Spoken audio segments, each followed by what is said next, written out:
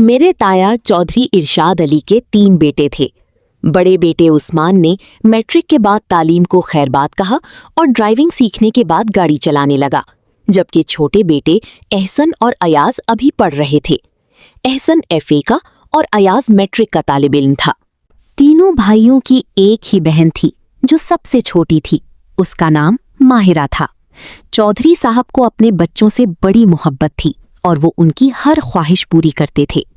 उस्मान जो कुछ कमाता अपनी वालिदा के सामने रख देता और वो उसकी आमदनी अलहदा रखती जाती थी।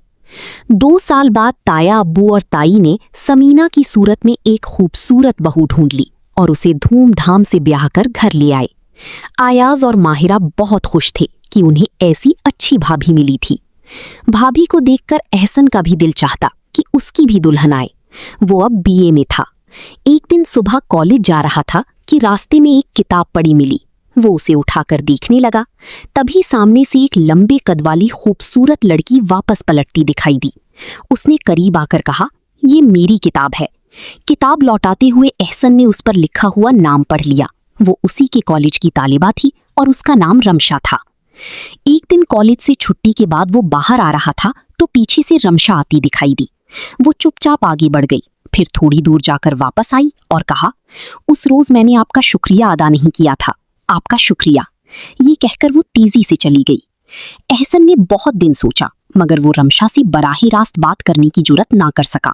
ताहम उसकी एक सहेली से बातचीत करने में कामयाब हो गया और इसी के जरिए अपने दिल का पैगाम रमशा तक पहुंचा दिया। रमशा ने जवाब में कहा, मैं भी यही चाहती हूँ क्योंकि आप मुझे अच्छी लगते हैं। पीपर हो जाएं तो फिर इस बारे में बात करेंगी। इस जवाब से एहसन की दिल का बाग महक उठा और वो दिन रात रमशा के ख्यालों में खोया रहने लगा। एक दिन की बात है, एहसन को कुछ हरारत महसूस हो रही थी। वो कुर्सी से टेक लगाए बैठा था कि इतने में वो आ पहुंची। आते ही सलाम किया। एहसन ने जवाब ना दिया तो बोली, खैर तो है, सलाम का जवाब नहीं दिया। एहसन बोला, मेरी तबीयत कुछ ठीक नहीं, बुखार सा है, घर जाने की सोच रहा हूँ। लड़की ने फौरन उसकी कलाई पर हाथ रखा और बोली, अरे आप तो बुखार में तप रहे हैं। वो सामने पड़ी कुर्सी पर बैठ गई। उस वक्त कोई और गाहक नहीं था। उसने कहा, एहसन, मैं आपका सर दबा दूं? ऐसी बात सुनकर कौन नहीं चौंकता। एहसन ने पूछा, आपको मेरा नाम पता है? वो बोली, हाँ, बोर्ड पर लिखा है एहसन जनरल स्टोर। अब मैं इतनी भी जाहिल नहीं हूं। खैर, सर दबाने की बात तो वैसी ही कही है, जाने दीजिए, लेकिन एक बात कहूंगी कि अपनी सेहत का ख्याल रखा करो। फिर वो तबीयत पूछने के बहाने हर रोज स्टोर पर आने लगी। एहसन बहरहाल एक मर्द था, वो इसे दिल लगी के तौर पर लेता रहा। वो लड़की आसिफा अपनी साहिराना गुफ्तगू से उसके दिल को मुसख्खर करने लगी। हालांकि बातों बातों में एहसन ने बता दिया था कि वो शादीशुदा और 2 बच्चों का बाप है। आसिफा ने उसे रुकावट ना समझा और रोजाना उससे मिलने आती रही। दोनों की एक दूसरे में दिलचस्पी बढ़ती गई। अगर वो ना आती तो एहसन का दुकान पर दिल ना लगता। इन मुलाकातों का असर ये हुआ कि एहसन अब देर से घर आने लगा। रमशा को उस पर अंधा एतमाद था, इसीलिए उसने कोई खास नोटिस ना लिया और यही ख्याल किया कि एहसन उनकी और बच्चों के लिए दिन रात मेहनत कर रहा है। उसे क्या खबर थी कि वो क्या गुल खिला रहा है। दोपहर के वक्त जब ग्राहकों का रश कम होता तो वो आ जाती और काफी देर तक अपनी दिल लभाने वाली बातों से एहसन को माइल रखती। आसिफा ने जब देखा कि एहसन पूरी तरह उसके सहर में जकड़ चुका है तो उसने मौके की नज़ाकत समझते हुए शादी की फरमाइश कर दी। एहसन ने कहा, आसिफा, बेशक तुम बहुत अच्छी हो, तुम एक दिन नहीं आती तो मेरा दिन नहीं गुजरता, लेकिन मैं मजबूर हूँ, शादीशुदा हूँ और तुमको दुल्हन बनाकर अपने घर नहीं ले जा सकता। रमशा तो क्या, मेरे वालिदैन भी ये बर्दाश्त नहीं करेंगे। आसिफा ये सुनकर रोने लगी और उसे हिचकियां बंध गईं। एहसन ने उसे पानी दिया और हाथ जोड़कर कहने लगा, खुदा के लिए आसिफा, रोना बंद करो, गाहक आ गए तो मेरे बारे में क्या सोचेंगे। वो रोती हुई चली गई और फिर हफ्ता भर न आई। एहसन का दिल उदास रहने लगा। वो खुद को मुजरिम समझ रहा था कि उसने उस लड़की से मोहब्बत जितलाई ही क्यों। अब जबकि वो उसे अपने दिल का देवता समझ बैठी है तो वो उससे दामन छुड़ा रहा है। मर्द की फितरत में हुस्न परस्ती शामिल है। एहसन भी अब उन्हीं मर्दों में शामिल हो चुका था जो एक से ज्यादा औरतों को पसंद करके राहत महसूस करते हैं। वो हफ्ता एहसन पर बहुत भारी गुजरा। उसका किसी काम में दिल नहीं लगा और वो ग्राहकों पर तवज्जो न दे पाया। इत्तेफाक से उन दिनों रमशा भी मीके गई हुई थी। रमशा साल बाद 1 माह के लिए नीचे गई थी और तन्हाई ने एहसन को कुछ और ही सोचने पर मजबूर कर दिया।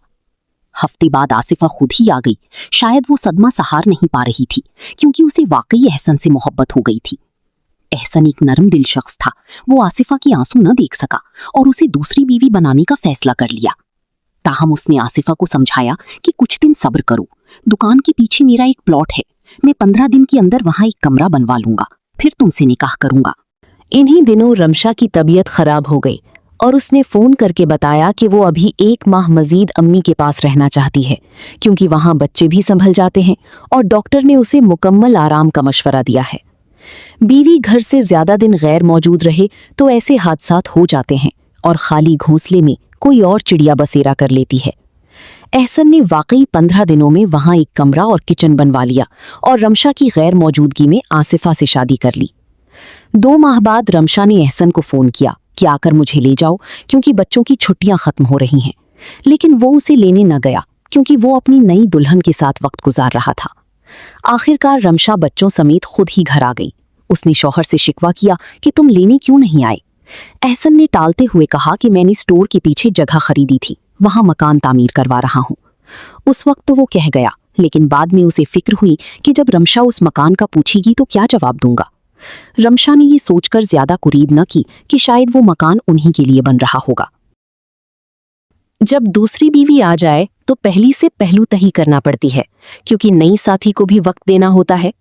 रवैये की इस तब्दीली को रमशा ने महसूस तो किया, लेकिन शौहर की मसरूफियत समझकर दिल को बहला लिया। अब एहसन कभी रात को घर आता और कभी ना आता। रमशा को तशवीश हुई और उसने कई बार वजह पूछनी चाही, मगर एहसन होशियारी से बात गोल कर जाता। ताहम मुसलसल बहानों से रमशा को यकीन हो गया कि दाल में कुछ काला है। उसने अपनी जेठानी समीना से तस्किरा किया कि एहसन अब घर ना आने की वजह नहीं बताते और ना ही नया मकान दिखाते हैं। समीना बोली, वो नया मकान किसी को नहीं दिखाते, मुझे इसी बात पर शक है। कल हम खुद जाकर देखते हैं कि मामला क्या है। दूसरे रोज वो दोनों स्टोर पर गईं। एहसन सामान लेने शहर गया हुआ था। उन्होंने नौकर से कहा कि हमें ठंडा पानी पिलाओ। नौकर ने बताया कि दुकान के पीछे वाले घर में पानी का इंतजाम है, आप अंदर जाकर पी लें। चूंकि दोनों ने बुरके ओढ़ रखी थी, नौकर ने उन्हें आम गाहक समझा और सौदा देने में मसरूफ हो गया। वो दोनों अंदर चली गईं। सामने कमरे में उन्हें एक 17-18 साल की खूबसूरत लड़की नजर आई, जो पलंग पर लेटी रिसाला पढ़ रही थी। समीना ने कहा, बहन जरा पानी तो पिलाना। वो उठी और रेफ्रिजरेटर से ठंडे पानी की बोतल निकाल लाई। पानी पीने के बाद समीना ने पूछा, बाहर स्टोर पर जो साहब बैठते हैं वो आपके क्या लगते हैं? वो बोली, वो मेरे शौहर हैं, जनरल स्टोर के मालिक हैं और मेरा नाम आसिफा है। समीना ने पूछा, आपकी शादी को कितना अरसा हुआ? जवाब मिला, 6 माह होने वाले हैं। लेकिन आप क्यों पूछ रही हैं? समीना ने संभल कर कहा, वैसे ही वो मेरे भाई बने हुए हैं, दुकान पर नहीं थी तो हम अंदर आ गई। समीना ने चेहरे से परेशानी जाहिर न होने दी, मगर रमशा की हालत गैर हो रही थी। समीना ने उसका हाथ थामा और वो स्टोर से बाहर आ गई।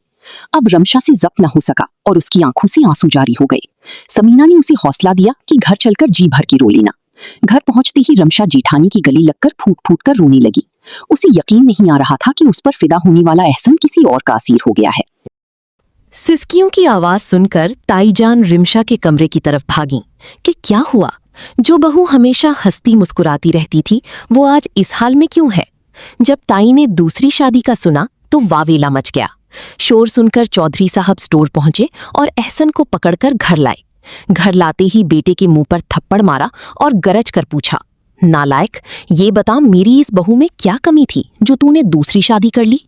घर वाले अफसुर्दा खड़े रिमशा को देख रहे थे, जिसकी हालत खजां के उस पत्ते की तरह थी जो टहनी से टूटकर गिरने ही वाला हो। एहसन सबके सामने मुजरिम बना खड़ा था। जब ताया अब्बू ने फैसला सुनाया, इसी वक्त मेरे घर से दफा हो जाओ और फिर कभी इधर का रुख ना करना। तुमने सिर्फ रिमशा ही का नहीं, हम सबका दिल दुखाया है। 1 माह तक एहसन घर नहीं आया और ना ही किसी ने उसे देखने की जहमत की। रिमशा के वालिदैन को खबर हुई तो वो उसे लेने आ गए, लेकिन ताया अब्बू ने बहू को जाने ना दिया और कहा, ये मेरे पोतों की माँ है और मेरी बेटी बनकर यहीं रहेगी। एहसन नहीं आता तो ना आए। रिमशा की अम्मी रो रही थीं कि आपा, मुझे दूसरी शादी का इतना दुख ना होता अगर कोई माकूल वजह होती, लेकिन एहसन को क्या मजबूरी थी? उसने तो रिमशा को खुद पसंद किया था। ताया जी ने ऐलान किया कि वो एहसन को जायदाद से आग कर देंगे और उसके हिस्से के मालिक रिमशा और बच्चे होंगे। उन्होंने ऐसा ही किया। एहसन ने इस बात पर नाराज होकर सबसे नाता तोड़ लिया और किसी से कोई वास्ता ना रखा। वक्त गुजरता रहा। देवर अयाज बच्चों से प्यार करता था, लेकिन तालीम मुकम्मल करने के बाद उसे स्कॉलरशिप मिली और वो अमेरिका चला गया। नंद की शादी हो गई और वो अपने घर चली गई। रिमशा सास के साथ रहती रही और अपनी तमाम तर तवज्जो बच्चों पर मरकूज कर दी, ताकि कोई ये ना कहे कि वो उनकी अच्छी तरबियत ना कर सकी। जनरल स्टोर घर से कुछ फासले पर था, मगर दादा बच्चों को उधर जाने नहीं देते थे। बच्चे अपने दादा को ही अब्बू कहते थे। वो अक्सर पूछते, अम्मी हमारे असल अब्बू कहाँ हैं, वो घर क्यों नहीं आते? रिमशा उन्हें गले लगाकर कहती, तुम्हारे बड़े अब्बू हैं तो सही, क्या वो तुमसे प्यार नहीं करते? वक्त के साथ बच्चों को सब मालूम हो गया। वो स्कूल जाते हुए अक्सर एहसन को स्टोर पर बैठा दिखते। उनका दिल चाहता कि बाप के पास जाएं और पूछें कि आप घर क्यों नहीं आते, लेकिन वो चाहते हुए भी न जा पाते थे। रिमशा अक्सर कहती कि बच्चों, वो तुम्हारा बाप है, तुम उससे मिलने जाया करो, मैं नहीं रोकूंगी। मगर बच्चे अब सयाने हो चुके थे। वो जवाब देते कि जब उन्होंने हमें छोड़ दिया है तो हम क्यों जाएं। कभी कभी स्कूल जाते हुए वो बाप को दुकान पर बैठा देखकर ठहर जाती और हैरत से उस शख्स को तकती जो बाप होकर भी उन्हें पुकारता ना था। यूं 12 बरस बीत गए। एहसन की दूसरी बीवी से कोई औलाद ना हुई। शायद ये उसकी गुनाह की सजा थी कि औलाद होते हुए भी वो उनसे दूर था। वो बच्चों को स्कूल जाती देखकर नजरें झुका लेता था। शायद उसे उन्हें बुलाती हुए शर्माती थी। इंसान की जिंदगी का कोई भरोसा नहीं। वो पानी का बुलबुला है, सामान 100 बरस का है और पल की खबर नहीं। एक दिन किसी ने आकर इत्तला दी कि एहसन का दुकान पर बैठी हुई अचानक दिल का दौरा पड़ने से इंतकाल हो गया है। सभी रो रही थी। माँ बाप कह रही थी कि काश हम उसी आंख ना करती और नाता ना तोड़ती। रिमशा रो रोकर निढाल थी कि बेशक वो मेरी ना रही, मगर मेरी बच्चों की बाप तो थी। खुदा उन्हें सलामत रखता तो अच्छा था। वो बच्ची जो एहसन की जिंदगी में उसे हसरत से देखकर गुजर जाती थी, अपने बाप का आखिरी दीदार करने गई, क्योंकि बाप और औलाद का रिश्ता कभी नहीं टूटता।